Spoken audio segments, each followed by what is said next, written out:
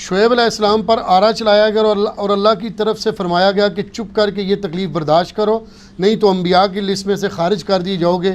اس واقعہ کی کیا کوئی حقیقت؟ یہ صوفیاء نے واقعات مشہور کیے ہیں، شعیب علیہ السلام کے بارے میں نہیں ہے، یہ حضرت زکریا علیہ السلام کے بارے میں آتا ہے کہ جی وہ انہوں نے جو ہے وہ درخت کے اندر پناہ لے لی تھی، تو اللہ تعالیٰ نے فرمایا تم نے مجھ سے مدد نہیں مانگی تو تم یعنی درخت میں گئے ہو تو اب تمہیں یہ تکلیف کاٹنی پڑے گی۔ یہ سارے صوفیاء واقعات بیان کرتے ہیں اور خود وہ قبروں سے مانگ رہے ہوتے ہیں جا کے، جی واقعات یہ بیان کر رہے ہوتے ہیں اور اپنا شرک کس عروج پہ ہوتا ہے، صحیح، سب جھوٹ ہے، کوئی احادیث کے اندر یہ ڈیٹیل اس طرح کی نہیں ملتی ہے۔ ٹھیک، اگر انبیاء نے شرک کیا تو پھر انبیاء کے پلے کیا رہ گیا؟ جی نبی شرک نہیں کر سکتا، یہ ذہن میں رکھیے گا۔ قرآن میں جو آیا نا سورہ الانعام کے اندر کے 18 انبیاء کا ذکر کر کے اللہ نے کہا اگر یہ بھی شرک کرتے ان کے اعمال برباد کر دیے جاتے ہیں، تو اس کا مطلب انہوں نے شرک نہیں کیا، ورنہ قرآن میں آ جاتا نا کہ کس کس نبی کے اعمال برباد ہو چکے ہیں، نعوذ باللہ۔ جن نبیوں کے بارے میں انہوں نے مشہور کیا ہے، شعیب علیہ السلام کو بھی اللہ نے بڑے اچھے طریقے سے ذکر کیا ہے، حضرت زکریا کا بھی کیا بڑے اچھے طریقے سے بے شک، کہ ہمارے وہ عبادت گزار اور شکر گزار بندوں میں سے تھے۔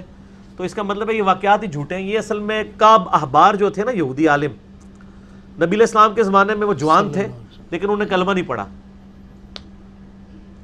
یہ حضرت عمر کے دور میں مسلمان ہوئے۔ وہ پھر اسرائیلی روایات بھی اس طریقے سے ساتھ ساتھ بیان کرتے تھے، وہی پھر ہماری تصوف کی کتابوں میں بھی آنی شروع ہو گئیں، کچھ حدیث کی کتابوں میں اس طرح کی روایتیں آ گئیں۔ تو کعب احبار جو ہے نا جی، اس کی روایتوں کے بارے میں یعنی بڑا غور و تفکر کے ساتھ چیزوں کو دیکھنا چاہیے۔ اکثر نبیوں کے بارے میں بےہودہ قسم کے واقعات، جھوٹے واقعات، یہ سارے اسرائیلی روایات ہیں۔ حضرت داؤد علیہ السلام کا وہ عاشق ہو جانا ایک صحابی کی بیوی پر، اوریا نامی صحابی کے، وہی کشف المعجوم میں بھی لکھی ہوئی ہے وہ واقعہ۔ یہ سارے یعنی اسرائیلی روایات ہیں جن میں نبیوں کو ملائن کیا گیا، اور کسی کو آپ ایون ابھی جو اسٹیبلش تورات آپ کے پاس موجود ہے، انجیل مقدس جس میں تورات بھی ہے انجیل بھی ہے، اس کے اندر نعوذ باللہ لکھا ہے کہ حضرت لوط علیہ السلام نے اپنی یعنی بیٹیوں کے ساتھ نعوذ باللہ یعنی وہ بدکاری کی اور باقی نسل انسانی اس سے چلی ہے۔ ٹھیک ہو گیا جی؟ اب اس قسم کی جب باتیں لکھی ہوئی ہوں گی تو ظاہر ہے کہ پھر نبیوں کے بارے میں ایک غلط کریکٹر ہی لوگوں کے سامنے آئے گا نا۔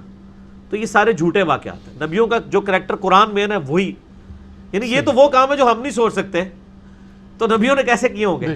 ہاں، جو اللہ تعالیٰ کے منتخب کیے ہوئے بندے ہیں، اور نبوت وہ بھی ہے، کسبی نہیں ہے، آپ کما نہیں سکتے، کسب نہیں کر سکتے اسے، وہ بھی ہے اللہ کی طرف سے رحمت ہے۔ ٹھیک ہو گیا، جزاک